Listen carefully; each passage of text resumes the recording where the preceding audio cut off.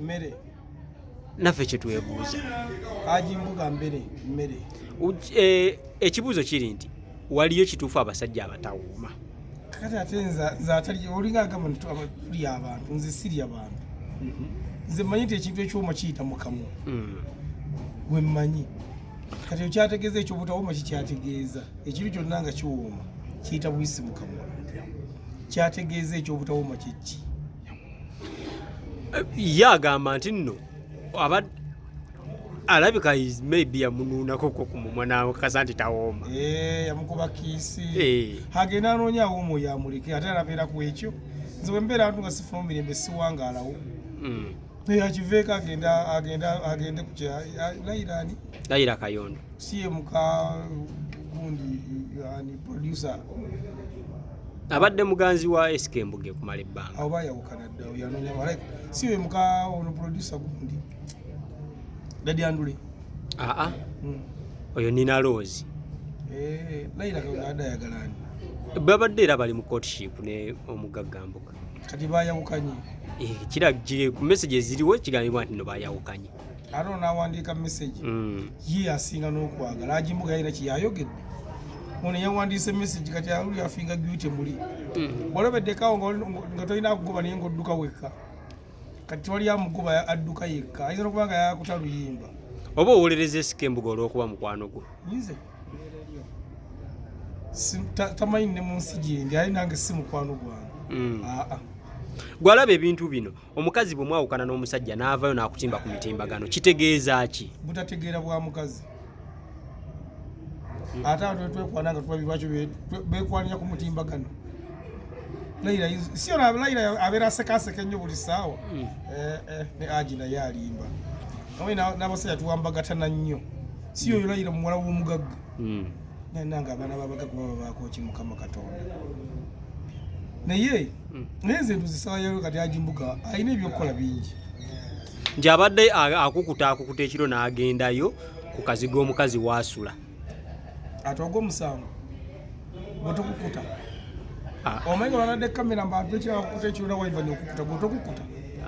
sikukuta kati ogw'omusango nagwo muyinza okuvunaana omuntu nti Mbuga yakukuse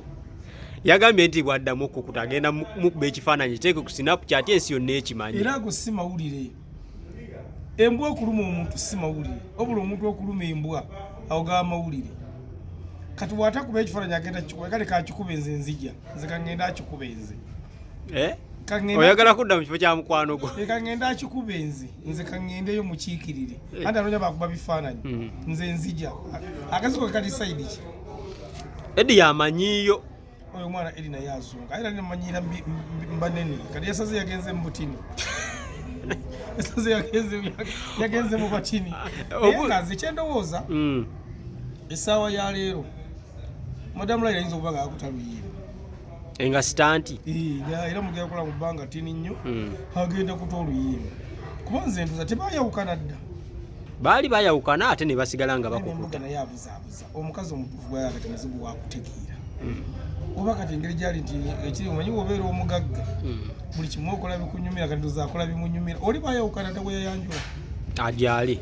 kati ye mukazi we kitegeeza kano kadde kamere ke kati akamere oluggi baaluggadde madamu Laila bamugalidde ebweru agumire waali kati otegeeza kyogezaako yawaddeko yadde kayimba ka budumulaasi bubire bwaliizi Mbuga yeyasuddewo ate gwe Mbuga amudde nga complaininga yatadde kale kyapu yakitadde agenda na birala kati waliwo omupyaliwo kati noona lwaki abasajja mukozesa nnyo abakazi ne mubasuulawo owali atubaweeke wona abeera ku mukazi omu natuuka ddi gy'olaga omanyi nti abakazi bangi mu nsi nga bwakedde ku makya nga tubala abakazi otwete abakazi bangi ate abasajja bategera tuli batini wetadde mu batono abasajja bategeera tuli batini kakati ale n'omuntu ayagala omuyimbi tayagalika ate omuyimbi obudde bw'okufumba ewaka abeera mu kuyimba era omusajja yenanza ayagala omuyimbi muwa respect omuyimbi tayagalika Laila emagako yalina omusajja omulenzi gwayagala yayimba kino ekiyimba bamuyita producer bamuyita ni yada mulimba lwa yani ono omwana akuba olimba mu covid yawo gwe nabanga akukuta naye omulenzi omuyitani omulenzi oyo manyiza abayiza basibe biviriviri basi bategeera Devi omusajja ategeera omulabira kuki omusajja akola ki ategeera omukazi amulabire kuki omusajja ategeera omukazi amulabire kuki ku bikolwa bye kati gwe otegeera totegeera yinze nange okimanyi ntegeera ate nkimanyi nze ndi mukazi wo mukazi oyo ategeddwa okumanya ogambye oli mbato n'abategeera gwe omukazi wo biki byakulabirako n'agamba ono omusajja ategeera katotegera kubuuza mukazi wange ekyate nyenze gambye ndi mubategeera abategeera tuli batimu kiwa ne Juli yanfunye abategeera tuli batini so obudde buno Mbuga omwamagezi ki agaki okubeera nti nno buli kimu kyagenze nga bwe kiri bamutimbye ensi yonna ategedde nti no tawooma nno Mbuga ayinza okuba nga tabinaana kubiraba kati ali mu bizinesi tawooma si Mbuga si mmere si matooke Laila abaanonya bawooma agende kwekyandeemu afune ebyokulya twali musajja awooma okujja kyaddagezaho okwogera kyataategedde abadde maybe agezaako tegeeza butawooma mu nsonga z'ekikulu kati tewali musajja awooma era twali mukazi awooma omukazi anyuma bunyumi ekiwooma kiyita mukamu damu omukazi anyuma bunyumi ekiwooma kiyita mukamu so Mbuga tanyuma engeri gyatankozesa nkozi kyo sijja kikkaatiriza naye ŋŋambye omukazi anyuma bunyumi ekiwooma kiyita mukamwa yegwe olinayo omusajja gwe omukazi gwomanyi nga awooma omumbuulire nange munoonya awooma aleka gwe wafunye awooma nze ndize simumanyiiyo manyi omukazi anyuma bunyumi kozi tebababuuliriramu wakulirawa nga otuvuddewo wakulirawa gwe Laila okubeera nno yavuddeyo na exposing omusajja bwe yakula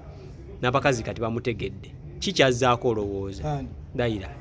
andi ebiseera omanyi bulobeera n'omukyala nga mwagalana kasamwawukana subira ebigambo bino wammanga abadde tamalaako ayinanga akalwasa kyokka mu budde bwonna mumubalawo nga mwagalana oba omalako naye ku olwo mwawukanye abadde ayinanga akalwasa kati omukazi agamba ekigambo ekyo nanaye Ivani ebitone byekyabibadde bitini togenda kweyambulira mu bantu kubalaga nti oli munene kugamba bo babeera mu kuswaza buswaza kati Laila ayinza oba ebiseera kati akikozesa na busungu kuba nti omusajja yamusudde oli ate banaddiŋŋana ndowooza kajja geja n'okuwooma ajja kuwooma naye kati obusungu bwe bumukoze ekyo so akole ki mukadde kano ng'alina obusungu obwo bwonna ate ennyimba agende mu studio ayimbe kuba gwe mulimu gwemumanyidde mu kuyimba agenda ayimba lakalera mukisa gw'abasajja anonye ku Edi anonye Edi bamatiri gye bali emmange owa Baba TV anonye Edi bamatiri gye bali emmange abavubuka we bali ebivuga ebiri ebitasobola kukola bisobola okubeerawo nga Laila nga bimuyambayambako bimatini gye biri eyo asobola okubironya ne Edi rasi yali awo omukozi ennyali makona waali bayiza banoonye makona amubeesebeese yego makona ayagala okuba sita anoonye makona ajja kumubeesabeesa ate makona muvubuka muto alabika bulungi atulenga ku mutto wali n'okufumba ajja kusobola naye abasajja ndowooza wano we tulaga olowooza tulaga wa nze wenvaano ngenda waka simanyi gyolaga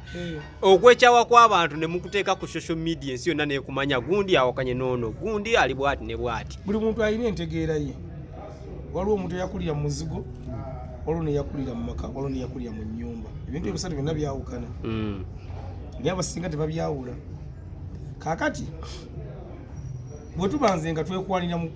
ku Facebook era etwawukana okuzza ku Facebook wembanga nakujja wamu otwawukana nkujja wamu ekyo olwo natajjuli nga muzaayi wa Uncle Eddie omuzaawo mu bbaala wagi olumutabwe nti nga muzaayi wa Uncle Eddie nga mugamba owaayi ebirya bitya nannyini byo esali kuli lidda mu lusuku Uncle Eddie omuntu owuuyo ebigambo bisatu by'oyinza okukozesa okunyonyola Laila Kayondo obudde buno agende mu studio ayimbe ekisooka kya byonna asooka yeesonyiwa abasajja ekyokubeera Laila ayinamu ku ssente ajja eno downtown afuneyo omuvubuka atambulye ku ntulize naye abantu ababeera bize ngaffe bagimbuka tosobola kubafuga ebyoga ebyetagano bamatini ate ne matini bayiza bakola wagimbuga lwasa yo muyinza manya Mbuga obudde buno oyinza muwa magezi ki ate amagezi gakyodo ye mugezi ate omugezi yetaaga okubuulirira oyo ye mugezi wandiba oli ku bbeere lyoli weeweeta toyagala nze ate nsobola okwagala abayimbi siina mukazi muyimbi gwe njagala yadde n'omu